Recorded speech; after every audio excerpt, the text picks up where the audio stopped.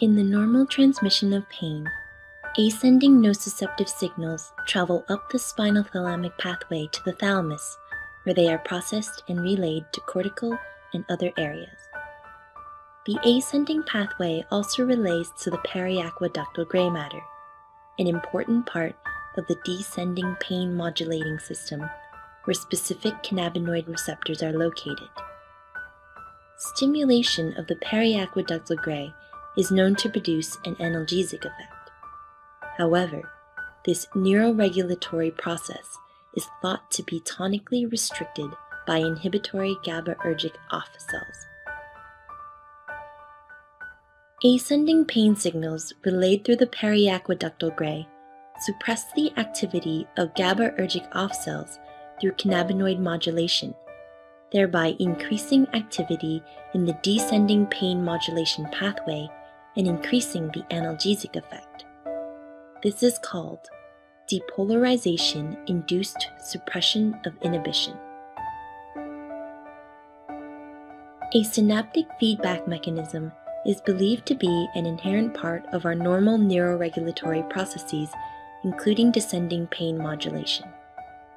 In many regions of the CNS, including the periaqueductal gray, the generation of postsynaptic action potentials is modified by an endogenous cannabinoid regulatory system.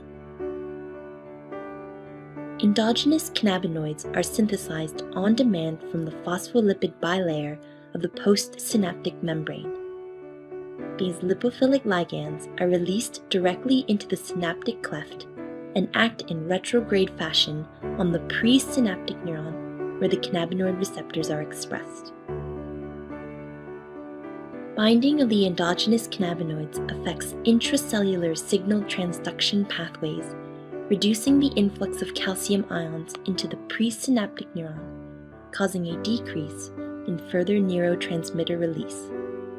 This in turn influences the frequency of postsynaptic firing. The administration of exogenous cannabinoids orally or through inhalation may therefore provide an option for treating pain that has responded poorly to conventional pain therapy. When exogenous cannabinoids are administered orally, they travel via the GI tract to the liver, where they are metabolized before entering the bloodstream and then the CNS. The onset of action from oral administration is less rapid compared to the inhaled route. When exogenous cannabinoids are inhaled, they travel through the respiratory tract to the alveoli of the lung, where they diffuse rapidly into the circulatory system.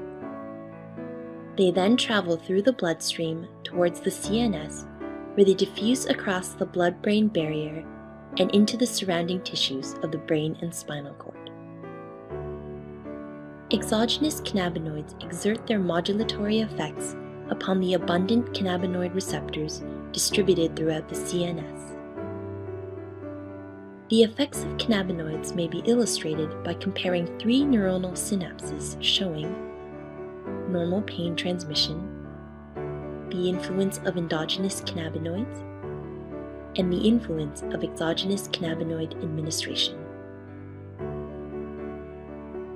Exogenous cannabinoids from the bloodstream bind to cannabinoid receptors on the presynaptic neuron and mimic the endogenous synaptic modulatory effect by decreasing influx of calcium ions. In this way, pain and other neural processes are modulated. The clinical effects of exogenous cannabinoid administration are not limited to pain and have proven effects including the reduction of anxiety, spasticity, anorexia, and nausea.